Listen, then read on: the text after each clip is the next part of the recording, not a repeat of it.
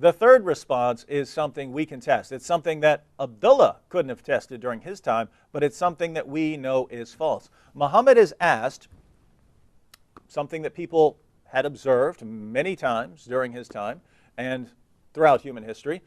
Sometimes you have a child, and sometimes it resembles the father's side of the family, and sometimes it resembles the mother's side of the family, right? I mean, it could be, it could be kind of dead even, where it has features of the father and the mother. My son Luke looks like a carbon copy of me when I was his age, right? My son Blaze looks very different. But he does look like my mom's side of the family. They're all blonde hair, blue eyes, and so on. My son Reed looks like my wife. And so sometimes children resemble different parents and different family members. Well, Muhammad is asked about this. If you're a prophet, tell us why. And Muhammad specifically says, Gabriel gave me this answer. That's important. Gabriel told me the answer, right? So Muhammad's not saying, this is what I think. I'm just an illiterate 7th century caravan trader, but I'm going to give you an answer. Muhammad says, this comes from God through the angel Gabriel. And his response is, men and women both have discharge. And according to the Muslim sources, it's not just men who produce semen, it's women who produce semen as well, the right? Liquid of the woman. Yes, and the two liquids mix together, right? And then, of course, after staying in that way as a drop of semen for a while, it eventually becomes a blood clot and so on. This is getting into other sources. So, and by the way, we know all of this is wrong. Other than the idea that semen has something to do with human reproduction, Muhammad gets everything wrong. Right? Everything he could possibly get wrong, he gets wrong. But his response is that men have semen and women have semen too. But men discharge their semen during sex. But according to Muhammad, women discharge theirs too, and sometimes the man discharges his first, and sometimes the woman discharges hers first. Whoever discharges first, whoever semen comes out first, that's who the child is going to resemble. That's exactly what he says, right? Yeah, 100%. That's Muhammad. Now that is total nonsense. Women have an egg. And it's released a long time. It's released a long time before the man has his discharge inside the woman, because the egg has to travel. The egg has a lot of traveling to do before it eventually gets to a place where the semen can fertilize it. So children should always resemble the woman. And let me explain it differently, right? Women don't have a discharge that's similar to men, right? So Muhammad's just totally wrong there. The only way to try and reconcile this would be for a Muslim to say, oh, it really means the egg. It really means the egg, which is what the woman contributes to the process. Well, if you're talking about the egg that isn't released during sexual intercourse. The egg has already been traveling, right? The egg's been traveling for days. So the only way you could try and reconcile that would be that's what the female's discharge is. It's the egg. But if that's the case, then all children should always resemble their mother 100%. Exactly. Is that the case? No. And here's the point. What Muhammad said from a scientific perspective is total, utter nonsense. I mean, he couldn't be more wrong if he tried. He was totally wrong, and he claimed to get that from the same source that he gets the Quran from. So the same source I'm getting the Quran from just told me the answer to this question, and his answer is totally wrong, ladies and gentlemen. And we know it's wrong. It's factually false. It's not my opinion. It's not, well, I think Muhammad's a false prophet or something like that. It's something we can know and test and prove that he is wrong about.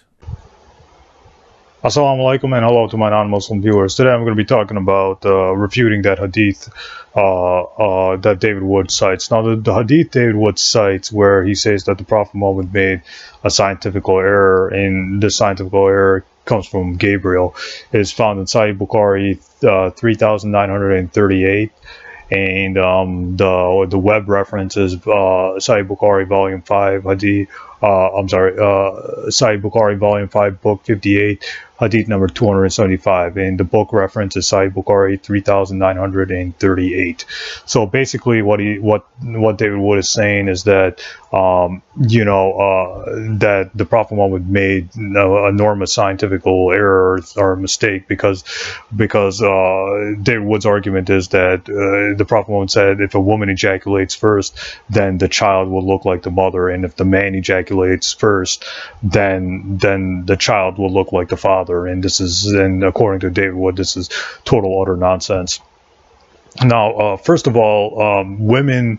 It's been proven that women can ejaculate. This is true. If you just look up, if you just type in "can women ejaculate," if you just look it up yourself, there's science. There's one website that says science says yes to female ejaculation, and this found in Everyday Health.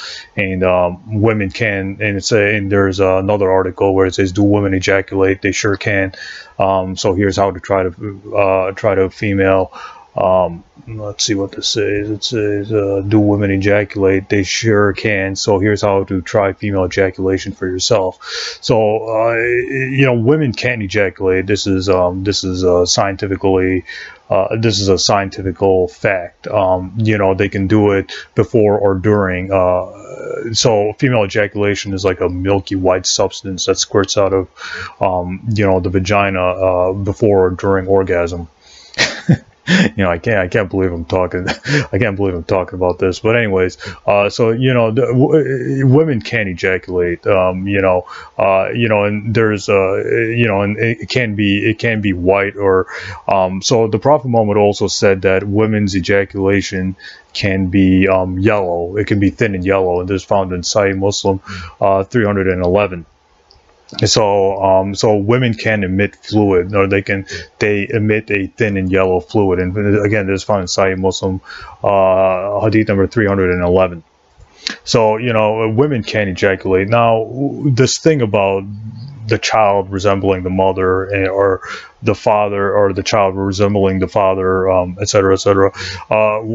David would say this is nonsense, and Prophet Muhammad can't be a prophet. But I think his argument is something like this. His argument is the Prophet Muhammad said Gabriel told him this, and Prophet Muhammad is saying, why the child resembles the mother or the father has to do with whoever ejaculates first. And David was saying that's scientifically, that's absurd. That's utter nonsense. Well, the thing is, it can't be disproven. Let's just put it that way. So, science is still coming a long way as to, genetics and stuff like that. Not everything has been, there's no way, people can disprove this hadith or whatever, because science, there's no way to disprove this hadith. So, but it is true that women do ejaculate and men ejaculate and stuff like that. As for the resemblance of the child, there's still a lot of factors that modern science still hasn't figured out today. For example, there's a lot of things where genetics is a very complicated role.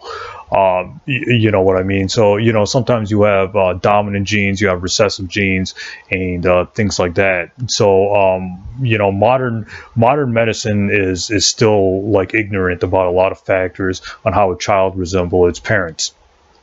But we do know we do know that women do ejaculate, and you can just look it up yourself. So maybe in the future, scientists or genetics or geneticists or whatever will confirm what the Prophet Muhammad says. Who knows what the future of genetics holds and stuff like that. So maybe in the future,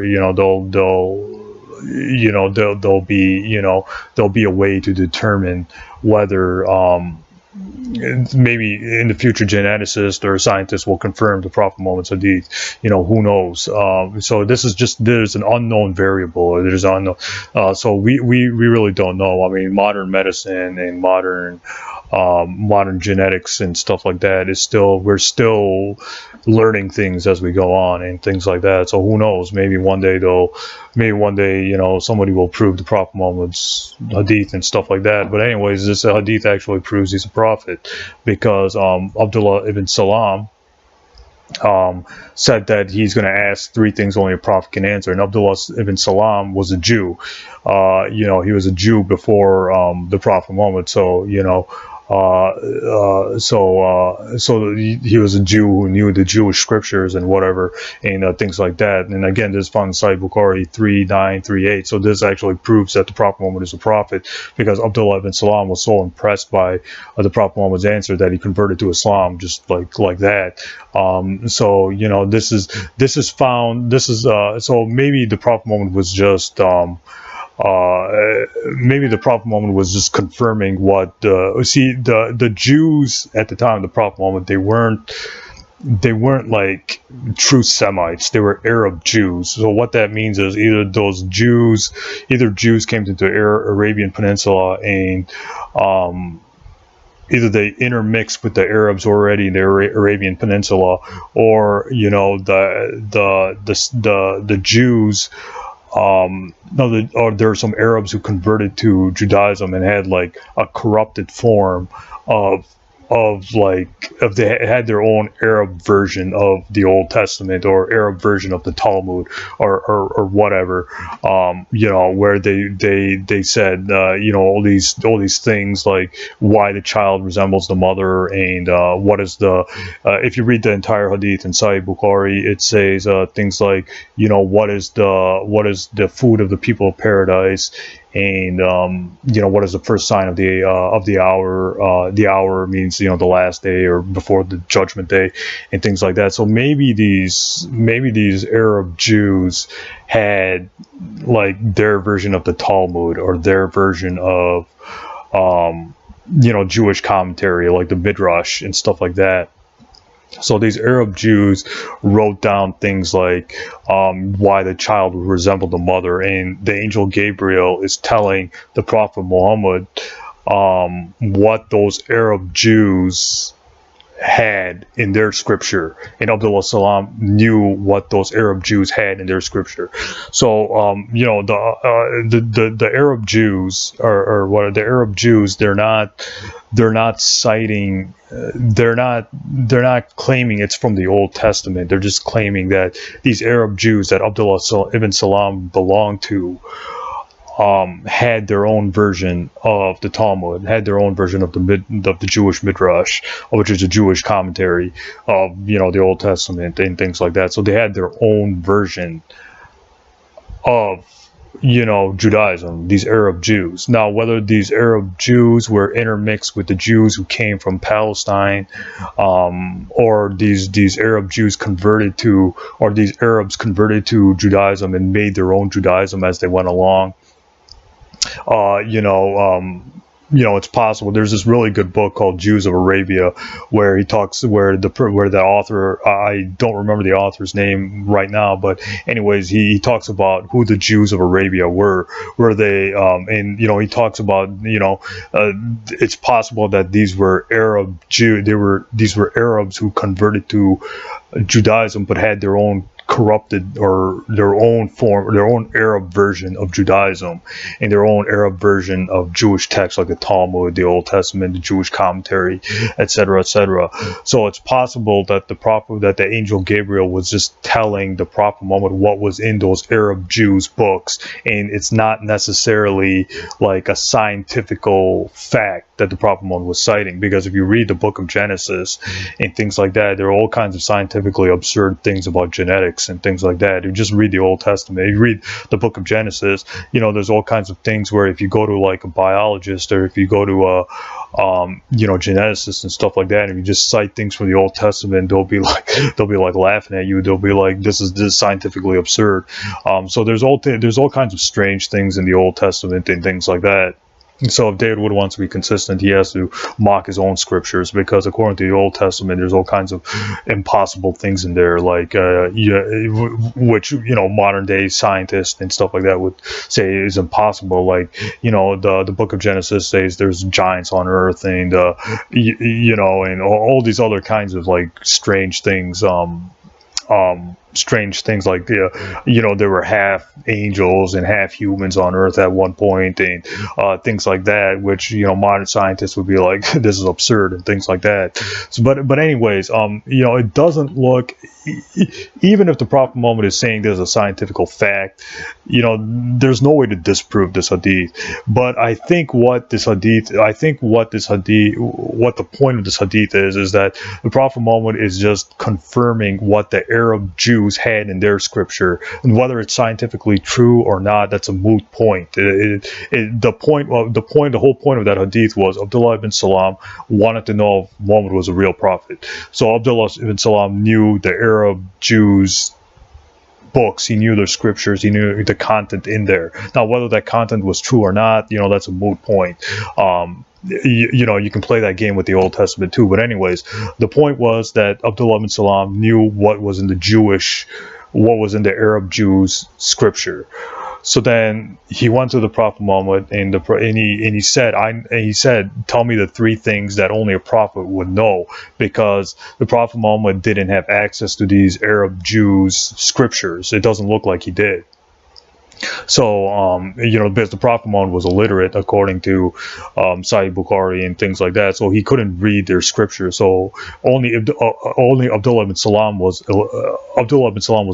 illiterate, right? He knew how to read and write, so he knew what the Arab Jews had in their scriptures.